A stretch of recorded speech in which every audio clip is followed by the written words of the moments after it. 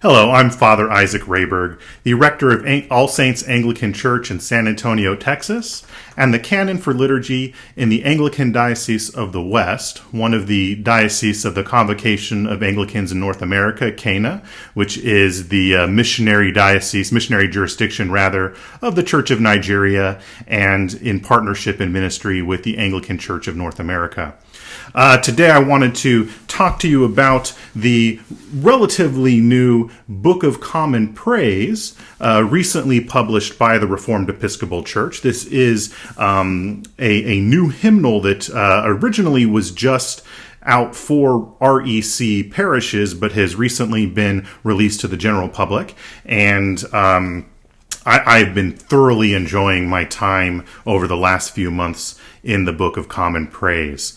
So just to wade through some of the Anglican alphabet soup a little bit, the REC, or the Reformed Episcopal Church, formed separately from the Episcopal Church in the 1800s over some issues of churchmanship, but has been one of the founding jurisdictions of the Anglican Church in North America. And they have maintain their own episcopal structures as well as being part of the episcopal structure of the ACNA.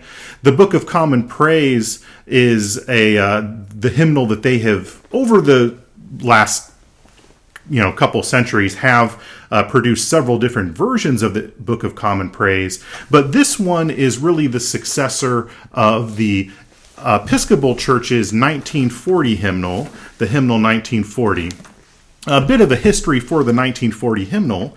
It was published to work with the 1928 Book of Common Prayer, and so many of the Anglicans who maintained the use of the 1928 Book of Common Prayer also use the 1940 hymnal.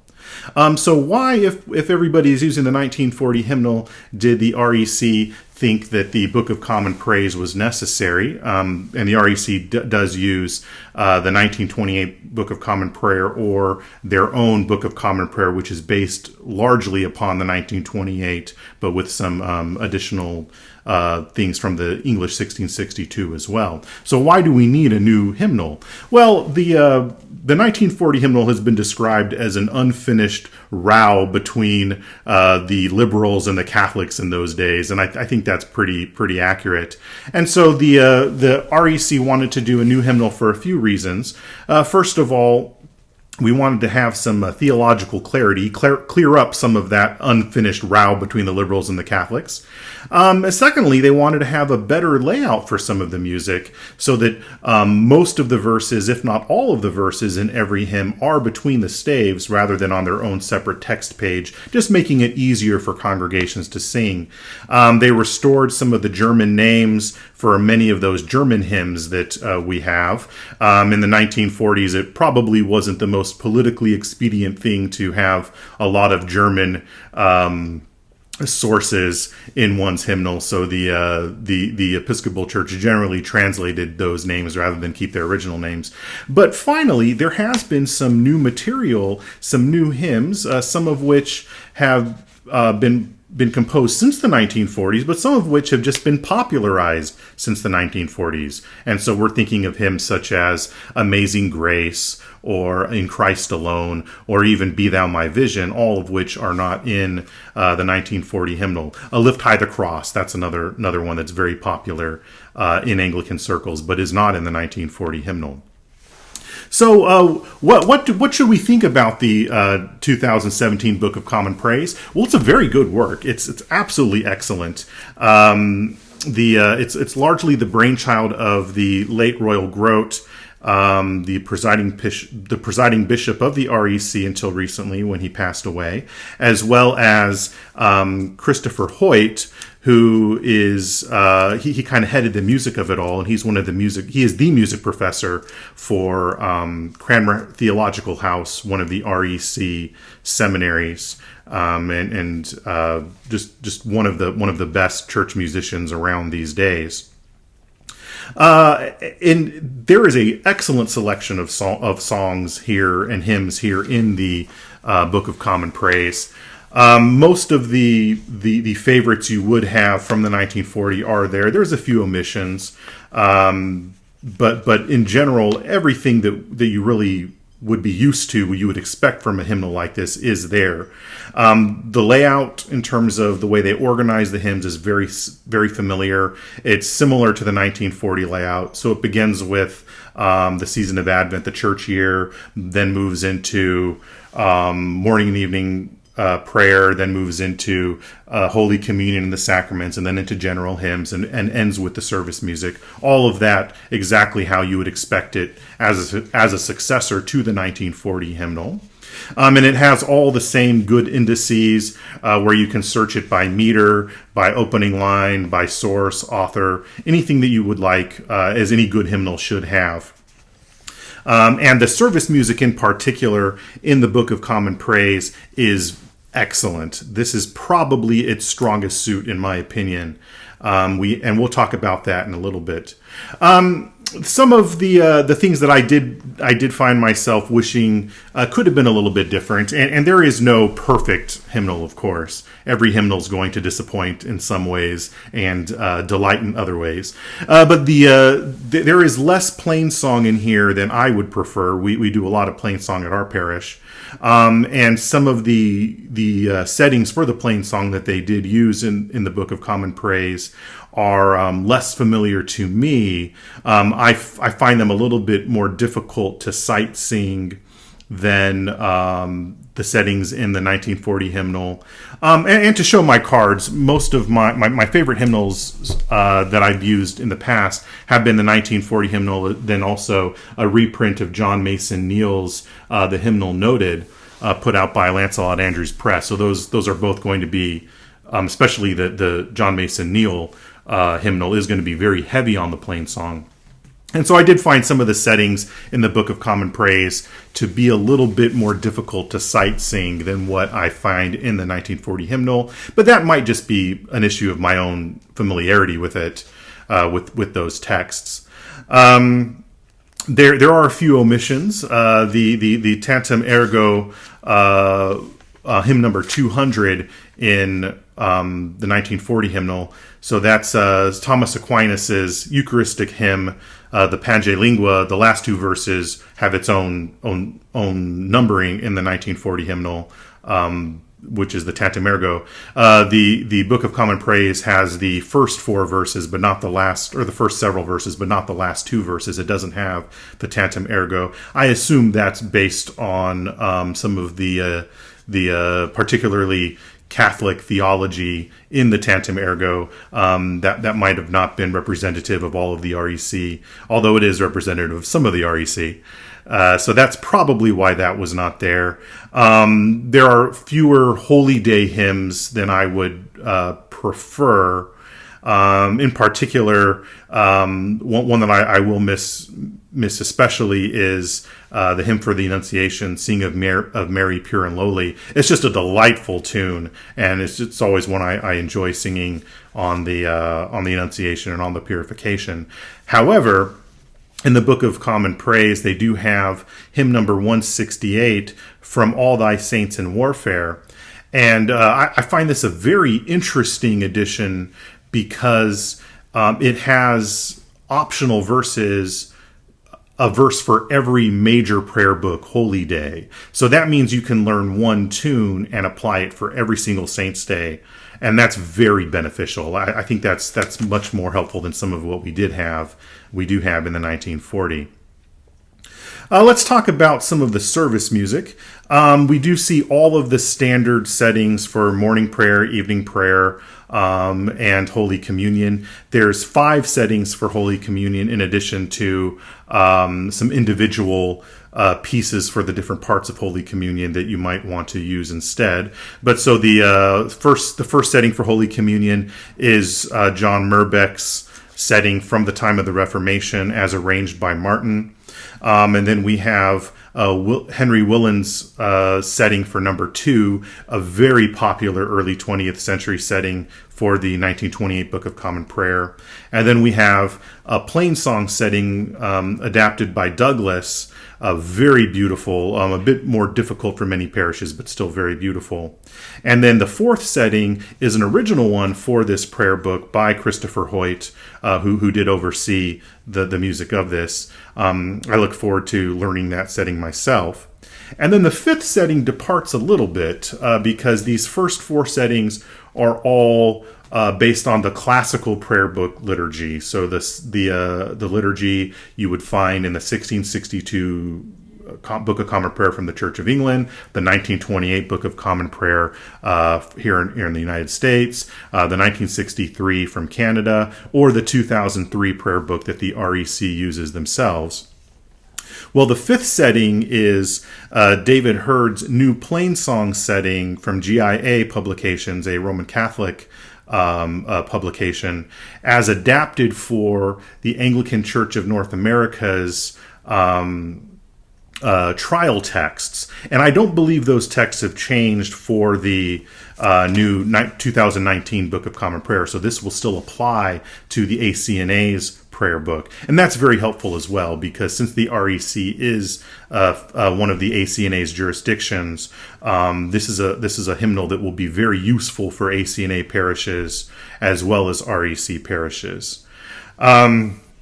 There's many settings for Anglican chant in the Book of Common Praise. So that's the four-part adaptation from around the time of the Reformation of plain chant, adapted for those larger choirs in English cathedrals. Absolutely beautiful if you can pull it off. And what we find is that all of the canticles in the prayer book do have Anglican chant settings, as well as many of the psalms have their own settings. And one can easily adapt psalms that don't have their texts in the Book of Common Praise for any of those settings. So that's really good.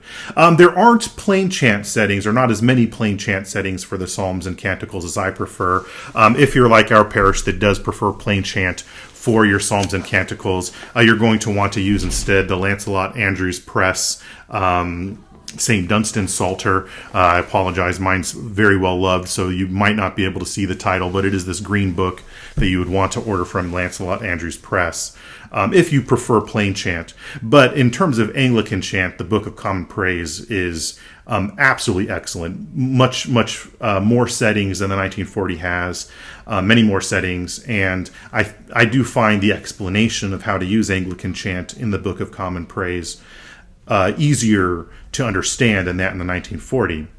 And then there's another feature for chant settings in the Book of Common Praise, which is absolutely excellent, and that is several settings for what's called simplified Anglican chant. And so rather than having as many chord changes, it pretty much just changes the tune or changes the note at the very end of each half verse. That can be very helpful in congregations that are just learning to chant for the first time. And Christopher Hoyt himself does have several. He composed several of those settings. I believe simplified Anglican chant was something new in the later 20th century. The 1980s, by then it was certainly established because the Episcopal hymnal from the 1980s does have some simplified chant. And so that tells me it probably started floating around in the 1970s or 1960s. So the service music is absolutely excellent, even if there's less plain chant than I would prefer. So then the following question is, how would you use the 2017 Book of Common Praise? Well, you do not have to have a professional organist or professional level organist and a large choir to use the Book of Common Praise. Many of the settings are simple enough that less skilled musicians can lead less skilled congregational singing. That's really the benefit, in my opinion, of the Book of Common Praise, is that it is very much geared towards congregational singing. A good example of this is that we have the tune for Tallis Canon that came out in the time of the Reformation applied to Thomas Ken's morning hymn, Awake My Soul and With the Sun, as well as Thomas Ken's evening hymn, All Praise to Thee, My God, This Night. Both of these texts are in the 1940 hymnal. They're very popular texts, and it's a very popular tune. But the fact that we use that same text for the same tune in morning and evening means that there's a readily available, easily sung option for even a cappella situations. So if you're a small church plant who's has to just rely on a cappella singing, you'll be able to do this as long as you have at least somebody with musical knowledge to lead the singing. If you've only got a keyboardist or even someone leading on a violin or a flute or some other lead instrument to kind of keep the tunes in order, this will be a very useful book as well. But at the same time, if you do have a skilled choir, a skilled organist, none of these settings are going to be so simple that they sound trite with a good organist and a good choir. So I would recommend this really for any Anglican church, whether you're in the Continuum and using the 1928 Book of Common Prayer and the 1940 hymnal, whether you're in the ACNA using the more modern liturgies, whether you're in Cana like us with our diversity, or in the REC who did publish this. This is an excellent hymnal. In our own parish, we do use the 1940 hymnal, and I would imagine that when our current hymnals have degraded to the point where we can't really use them very much anymore, we will invest in the 2017 Book of Common Praise. That is what we would probably do in our situation. I do think it's good enough in that case. And also I have heard rumors that the Episcopal Church will not be printing the 1940 new 1940 editions anymore, that they're going to basically let it die. I have not been able to substantiate those rumors, but if that is the case, then parishes that do have the 1940 will be the logical successor to your 1940 hymnals. And if you're a parish that has been using the 1982 hymnal from the Episcopal Church, I would recommend switching to the Book of Common Praise. The 1982 hymnal took some liberties with the text, reflecting some of the developing theology at the time. Probably the most famous example of this is altering the Christmas carol, Good Christian Men Rejoice, to Good Christian Friends Rejoice. That sort of thing is pretty rampant in the 1982. The service music in the 1982 is also excellent, but I do think the service music in the 2017 Book of Common Praise is at least as good, if not better, than the 1982. And if you're a parish that is not using a hymnal at all, but is using a service such as CCLI, I would recommend investing in at least a few copies of this for your music directors, for your worship leaders. Because a hymnal can be helpful in limiting the scope of your music program in a very good way. It's a lot easier to learn the best of 200 hymns than 2,500 hymns. Whatever the top stuff is on CCLI, and additionally, these have all been theologically vetted by bishops who we can trust as Orthodox Anglicans in North America, whereas the thing on a service such as CCLI really isn't vetted at all, and so you're really dealing with more what's popular, and it leaves each music minister or rector to their own devices, and so I would recommend using this in that situation as well. Not that you should throw out your CCLI licenses necessarily, but I think this will be a good help for that. As always, Please subscribe if you've been enjoying this. We do try to update from time to time things going on liturgically. Expect later on this summer to have a video review of the 2019 ACNA prayer book. I'll be getting a copy of that at Assembly in June. And until then, I am Father Isaac Rayberg, the rector of All Saints Anglican Church in San Antonio, Texas, and the canon for liturgy in the Anglican Diocese of the West. God bless you.